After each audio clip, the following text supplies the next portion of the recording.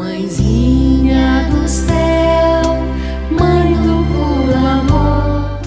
Pisar o terço é a minha escada, são meus caminhos para chegar ao céu. Liturgia diária, 15º domingo do tempo comum. Primeira leitura, Isaías capítulo 55, versículos 10 e 11. Leitura do livro do profeta Isaías. Isto diz o Senhor: assim como a chuva e a neve descem do céu, e para lá não voltam mais, mas vêm irrigar e fecundar a terra, e fazê-la germinar, e dar semente para o plantio e para a alimentação, assim a palavra que sair de minha boca não voltará para mim vazia. Antes, realizará tudo o que for de minha vontade, e produzirá os efeitos que pretendia ao enviá-la. Palavra do Senhor. Graças a Deus. Salmo responsorial 64. A semente caiu em terra boa e deu fruto. Visitais a nossa terra com as chuvas, e transborda de fartura. Rios de Deus que vêm do céu derramam águas, e preparais o nosso trigo. É assim que preparais a nossa terra, vós a regais e aplainais. Os seus sulcos com a chuva amoleceis, e abençoais as sementeiras. O ano todo coroais com vossos dons. Os vossos passos são fecundos, transborda a fartura onde passais, brotam pastos no deserto. As colinas se enfeitam de alegria, e os campos de rebanhos. Nossos vales se revestem de trigais, tudo canta de alegria. A semente caiu em terra boa e deu fruto.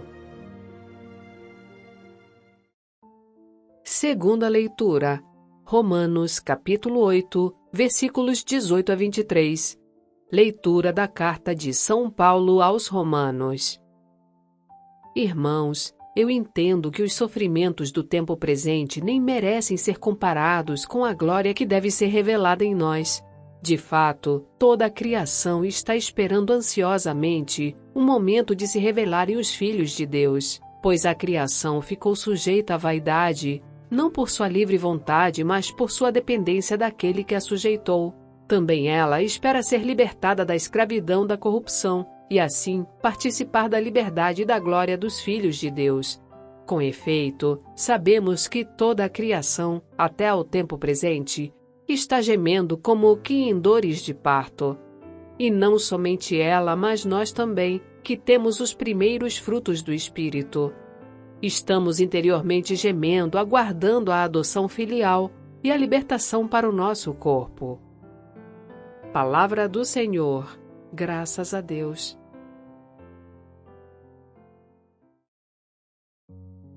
Evangelho, Mateus capítulo 13, versículos 1 a 23. Proclamação do Evangelho de Jesus Cristo, segundo Mateus. Naquele dia, Jesus saiu de casa e foi sentar-se às margens do mar da Galileia.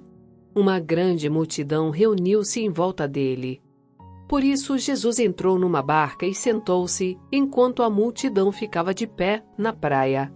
E disse-lhes muitas coisas em parábolas. O semeador saiu para semear. Enquanto semeava, algumas sementes caíram à beira do caminho, e os pássaros vieram e as comeram. Outras sementes caíram em terreno pedregoso, onde não havia muita terra. As sementes logo brotaram porque a terra não era profunda.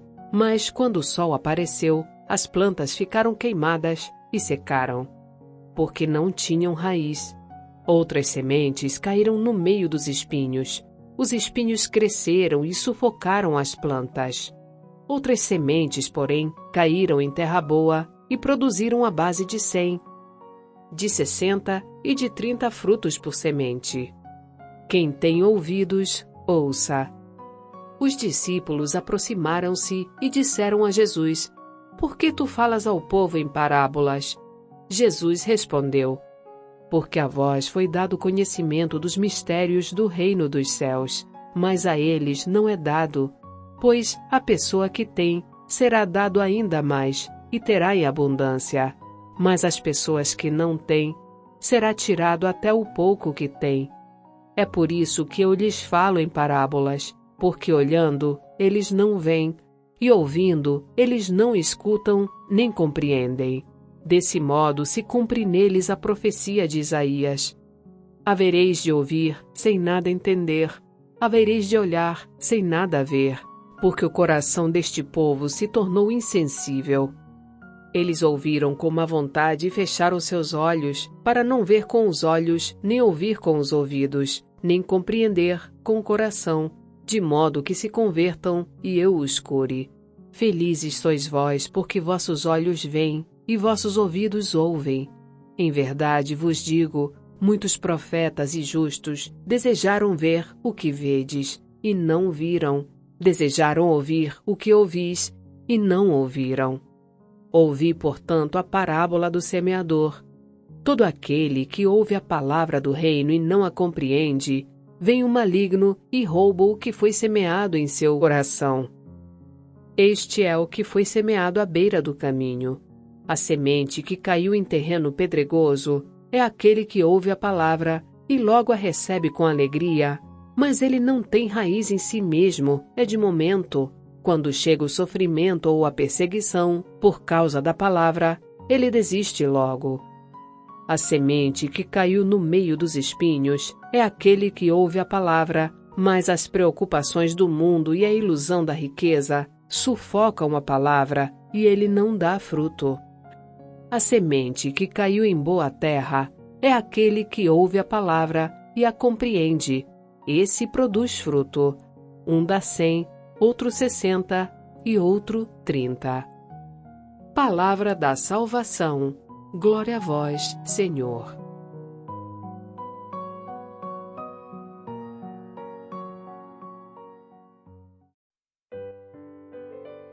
Conversando sobre a palavra, com Antônio Santoro. Oi pessoal, oi Sônia, tudo bem? Sejam muito bem-vindos ao nosso programa Conversando sobre a Palavra. E hoje, gente, a gente vai refletir um pouco sobre a importância que a Palavra de Deus ocupa na nossa vida. Qual a importância que a gente dá à Palavra de Deus. Essa é a temática da nossa liturgia de hoje. Mas antes de começar a nossa reflexão, eu gostaria de pedir a vocês que nos ajudem a evangelizar. Deixem um joinha nos nossos vídeos, deixem um comentário, compartilhem o nosso trabalho com outras pessoas, se inscrevam no nosso canal. Todas essas atitudes fazem com que o YouTube entenda que o nosso vídeo é relevante e ele mostra o nosso trabalho para mais pessoas que ainda não nos conhecem. Portanto, sejam nossos parceiros nessa obra de evangelização. Mas eu peço a vocês, faça isso agora, porque lá no final do vídeo a gente acaba realmente esquecendo e não faz. Deixe agora um joinha, um comentário, compartilhe o vídeo, se inscreva no nosso canal. Pessoal, hoje a gente celebra o 15º domingo do tempo comum. E a nossa liturgia de hoje, como eu já falei, vai nos convidar a fazer uma reflexão sobre a palavra de Deus, vai nos convidar a refletir sobre a importância que a palavra de Deus ocupa nas nossas vidas.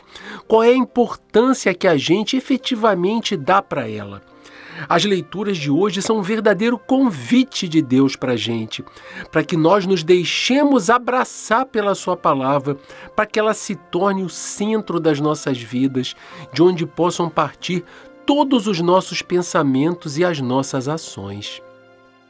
A nossa primeira leitura de hoje é retirada do livro do profeta Isaías e nos fala diretamente da eficácia da palavra de Deus. Como a gente já viu em ocasiões anteriores, o trecho deste livro do profeta Isaías, que é compreendido entre o capítulo 40 e o 55, ele é atribuído a um profeta que é conhecido como Deutero Isaías, como um segundo Isaías.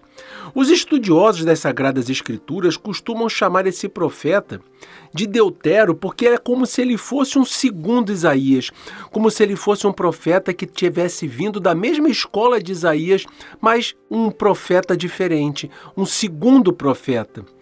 Então, pessoal, a gente tem que ter bem claro que esse livro do profeta Isaías ele é composto por 3 profetas. O proto-Isaías, que é o primeiro Isaías, a quem são atribuídos os capítulos de 1 a 39. Esse Deutério Isaías, que eu acabei de falar, que escreveu os capítulos de 40 até 55. E a gente ainda tem um outro, chamado Trito Isaías, que a gente pode entender como sendo alguém que vem em terceiro lugar, como alguma coisa, né, que exprime a ideia de terceira vez. Trito tem esse significado. Para esse Trito Isaías, são atribuídos os capítulos de 56 a 66.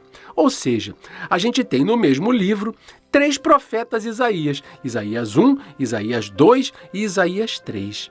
É mais ou menos como se o termo Isaías se referisse a uma verdadeira escola profética, embora na nossa cabeça, né, seja uma única pessoa. Mas isso não é o que mais importa para a gente. Eu só falei essas coisas a título de curiosidade, de esclarecimento, para que quando vocês ouvirem esses nomes, vocês já saibam a origem de cada um deles. Pessoal, os versículos que compõem a nossa leitura de hoje, eles fazem parte do final do livro da Consolação. O profeta já havia convocado o povo, que se encontrava no cativeiro da Babilônia. Ele tinha convocado o povo para que invocasse e buscasse o Senhor. Isso um pouquinho antes, nos versículos anteriores a esses. E agora, ele mostra para o povo, ele relembra ao povo o poder da eficácia da palavra de Deus. Para mostrar isso, ele faz uso da imagem da chuva e da neve. Ambas, né, tanto a chuva quanto a neve, quando elas descem do céu, elas não voltam para lá sem terem cumprido a sua tarefa aqui na terra. Elas regam, elas umedecem a terra, elas fazem com que a terra, que estava totalmente árida e seca, se torne fértil. Depois disso, começam a surgir os brotos das plantas, que vão carregar dentro de si as sementes. Esse ciclo serve para que no final seja garantida às pessoas a possibilidade de obterem o seu alimento. A chuva cumpriu a sua missão. Ela garantiu a fertilidade da terra. Ela renovou o abastecimento de água das fontes e depois disso ela pode evaporar e voltar novamente para o céu.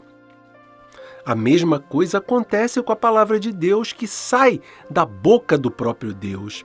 Ela nunca retorna para ele vazia, mas antes disso, ela faz com que a sua vontade seja executada.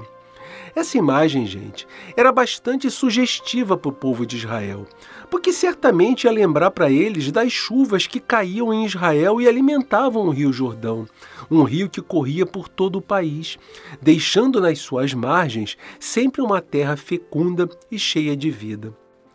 Pessoal, o que acontece com a gente, né, eu acho que também não é muito diferente do que acontecia com o povo de Israel, que estava cativo na Babilônia. Quando a gente escuta a palavra de Deus na missa ou em algum evento na nossa comunidade, a gente se sente mais otimista. A gente sente o nosso coração repleto de alegria e de esperança. A gente tem a certeza de que os caminhos de Deus, aqueles que nos são propostos pela própria palavra de Deus, são realmente caminhos de vida, de felicidade e de paz.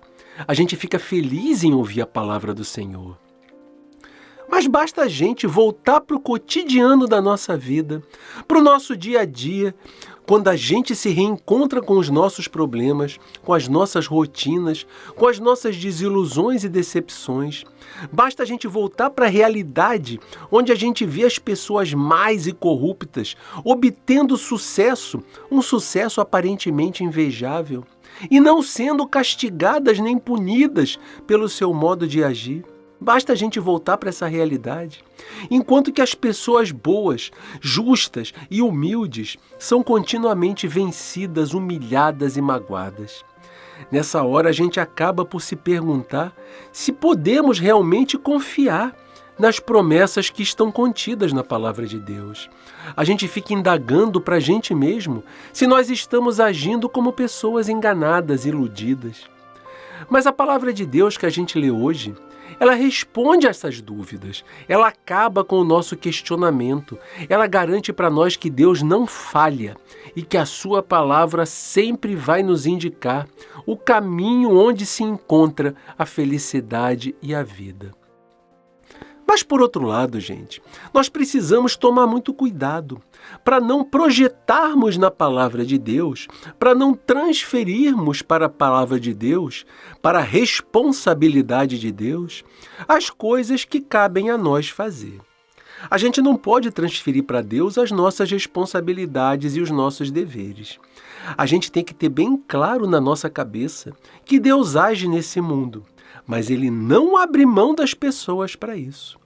A sua palavra nos indica o caminho que a gente precisa percorrer e nos anima para que a gente possa cumprir esse objetivo, para que a gente possa cumprir nossas metas, nossas obrigações. A palavra de Deus, gente, deve ser para nós um estímulo de ação e não um anestésico que nos coloque em uma posição passiva em relação ao mundo e às pessoas que estão à nossa volta. Pensemos bem nisso. Tenhamos uma boa medida do que é a palavra de Deus e do que são as nossas responsabilidades. Elas precisam andar sempre de mãos dadas e nós precisamos estar conscientes de que Deus age sim no mundo, mas Ele quer se utilizar das pessoas para isso. Na segunda leitura de hoje, a gente continua lendo a carta de São Paulo aos Romanos, que já estamos lendo, há algumas semanas. Paulo continua a nos ensinar o caminho que a gente precisa seguir para chegar até a salvação que nos foi oferecida por Deus. Uma salvação que não é fruto de nenhum mérito nosso, mas que é uma dádiva única, uma dádiva exclusiva da bondade e do amor de Deus para a gente. Essa salvação, ela chega até nós através de Jesus e atua nas nossas vidas pela ação do Espírito Santo, que é derramado sobre todas as pessoas que fazem uma adesão sincera no seu coração ao projeto salvador que Jesus nos trouxe. Na visão de Paulo, gente, o ser humano não é o único que tem interesse em viver uma vida de acordo com o Espírito de Deus. Mas para Paulo, toda a criação depende das escolhas que são feitas pelos seres humanos. Porque por causa do pecado cometido por nós, toda a criação acabou prejudicada, acabou submetida ao egoísmo e à desordem que são causadas no mundo pelas pessoas. Para Paulo, gente, se as pessoas fizerem uma opção por viverem de acordo com o Espírito de Deus, elas vão poder superar esse destino de maldição e de morte a que elas estão submetidas. E, consequentemente, todo o resto da criação também vai ser libertado. Dessa maneira, vão nascer um novo céu e uma nova terra. Portanto, gente, enquanto a gente caminha nesse mundo, nós continuamos caminhando na dificuldade e na dor. Enquanto nós procuramos ir em direção a esse nosso destino final, de nos tornarmos pessoas novas, a gente vai passar por essa etapa de sofrimento. E esse sofrimento pelo qual a gente passa no dia a dia da nossa busca, por esse novo céu e por essa nova terra com que a gente sonha, é consequência das renúncias que nós precisamos fazer ao nosso egoísmo, ao nosso comodismo, ao nosso orgulho. É consequência de uma vida que faz opção por trilhar um caminho de entrega e de serviço a Deus e aos irmãos. Essa é a vida segundo o Espírito. Paulo, inclusive, se utiliza do exemplo da dor de uma mulher que sofre durante o seu parto, porque o nascimento de uma criança é sempre motivo de alegria e de felicidade. Mas ele acontece através de um caminho de dor, ainda que momentâneo, mas inevitável, para que a nossa vida possa vir a esse mundo. Paulo nos diz que vale a pena viver segundo o Espírito, porque todas as renúncias e sofrimentos pelos quais a gente passa não podem ser comparados com a felicidade e com a alegria que nos esperam no final da nossa caminhada nessa vida. Gente, trazendo esse ensinamento de Paulo para os nossos dias, a gente pode fazer uma reflexão muito séria sobre como estamos usando esse mundo que nos foi dado de presente por Deus. A criação, ela não foi entregue para nós para ser explorada e utilizada de acordo com os critérios egoístas das pessoas. Esses critérios que beneficiam apenas alguns poucos em prejuízo de muitos. E em prejuízo até mesmo da continuidade da existência das próprias obras da criação. A gente precisa compartilhar da criação com o espírito de fraternidade, sabendo que todas as obras de Deus foram criadas para todas as pessoas. Ninguém tem o direito de se apropriar do que Deus criou. O compartilhamento da criação, através de um espírito de fraternidade, também é um caminho que precisa ser trilhado para que a gente possa chegar ao novo céu e à nova terra. A gente precisa olhar para o futuro do mundo, pessoal, e, consequentemente, para o futuro das pessoas que ainda vão nascer. Nós precisamos nos inspirar sempre em viver segundo o Espírito de Deus e não segundo o nosso egoísmo. Essa vida nova que Paulo quer nos ensinar é um aprendizado diário que a gente precisa ter. A gente vê o nosso mundo tão explorado, tão degradado, a nossa natureza sofrendo tanto, as pessoas sofrendo pelas consequências desse mau cuidado. Façamos uma reflexão sobre isso. Eu sei que é difícil para nós mudarmos o mundo inteiro, mas a gente pode mudar pequenos hábitos, a gente pode mudar pequenas coisas, pequenos comportamentos que cabem somente a nós. E a gente pode ensinar esses comportamentos para quem está ao nosso lado. A gente pode ser testemunho disso. Cuidemos da criação que Deus fez com tanto amor para nós. Tratemos essa criação em respeito às gerações futuras que ainda virão e também em agradecimento a esse presente maravilhoso que Deus nos deu. E chegamos, pessoal, ao Evangelho. Tanto hoje, quanto nos próximos 2 domingos, a gente vai ver nos evangelhos parábolas contadas aos discípulos por Jesus. A parábola, gente, é um tipo de linguagem que quer mostrar para nós, através de uma determinada imagem ou de uma comparação, um ensinamento, uma realidade. Esse tipo de linguagem é muito comum no mundo oriental, particularmente no Oriente Médio, onde Jesus viveu. Os sábios daquelas regiões preferem muito mais se utilizar de uma linguagem de imagens e de comparações do que transmitir, do que optar por transmitir os seus ensinamentos de um modo direto, frio e objetivo, conforme fazem os povos do Ocidente. Essa linguagem, pessoal, das parábolas, ela é muito rica e ela tem uma força de penetração na sociedade muito grande, muito mais eficaz do que os ensinamentos feitos através de simples explicações objetivas, conforme a gente costuma usar aqui no Ocidente. É uma linguagem que costuma mexer muito mais com os ouvintes. É uma linguagem provocativa, que faz com que as pessoas exercitem de uma maneira mais eficaz o seu poder de reflexão. No nosso texto de hoje, a gente vê uma parábola muito famosa, que é conhecida como a parábola do semeador. As celebrações de hoje, elas podem optar, pessoal, por utilizar uma versão mais curta do Evangelho ou por utilizar uma versão mais longa. Portanto, vocês podem encontrar uma destas opções nas suas comunidades. Na prática, a gente pode dividir essa parábola, pessoal, em 3 partes. A primeira é a parábola em si, que vai do versículo 1 até o 9. A segunda é uma explicação sobre a finalidade das parábolas, que vai do versículo 10 ao 17. E a terceira é a explicação da parábola em si, que vai do versículo 18 ao 23. Portanto, pessoal, prestem atenção nas suas liturgias. Talvez vocês não encontrem ela completa, mas de uma maneira resumida. Na primeira parte, a gente vê Jesus contando a parábola e mostrando as técnicas agrícolas que eram usadas na Palestina daquela época. As pessoas primeiro jogavam a semente na terra e só depois faziam o processo de aragem, de arar a terra. É por isso que a gente vê que uma parte da semente caía na beira do caminho, outra caía em terreno pedregoso e outra em terreno cheio de espinhos. As sementes não eram colocadas em uma terra que era preparada com antecedência. E por isso havia essas variações durante o processo da semeadura. Mas o que mais impressiona na comparação que Jesus faz é a grande quantidade de frutos que uma semente produz quando cai em uma terra verdadeiramente boa.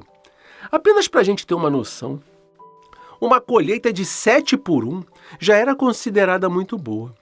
Então vocês imaginem o que devem ter pensado as pessoas quando ouviram Jesus falar em 30, 60 ou até mesmo 100 por 1. Seria algo realmente extraordinário para os padrões daquela época, algo milagroso mesmo. Se a gente analisar essa parábola num contexto maior do Evangelho de Mateus, a gente vai ver que ela está colocada logo depois de vários episódios de conflito pelos quais Jesus tinha passado.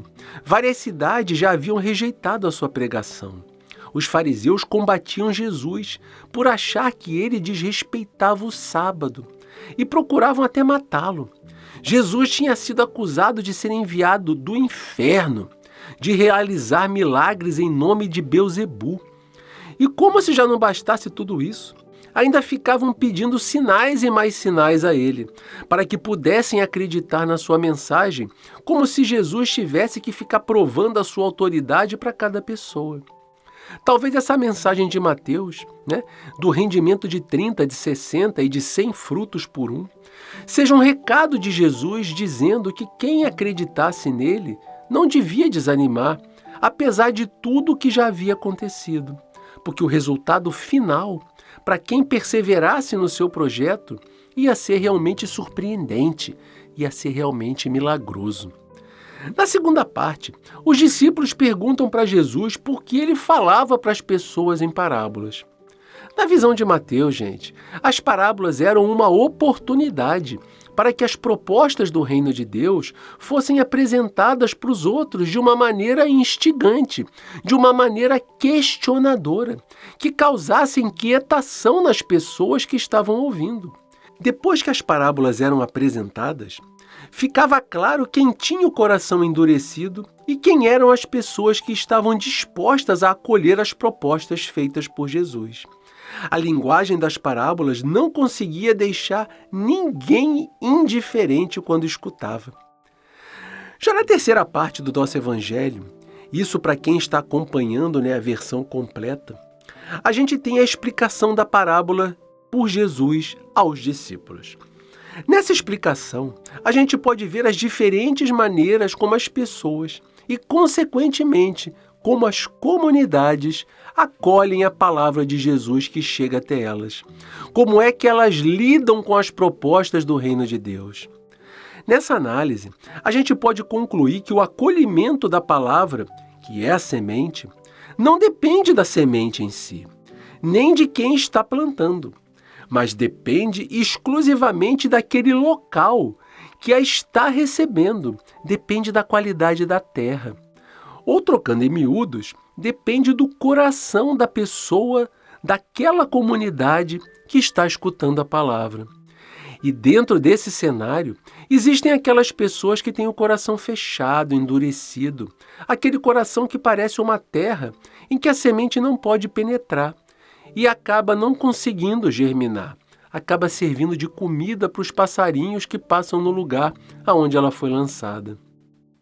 Existem também aqueles que são a inconstância em pessoa. Assim que eles escutam a palavra de Deus, eles ficam entusiasmados, animados, empolgados.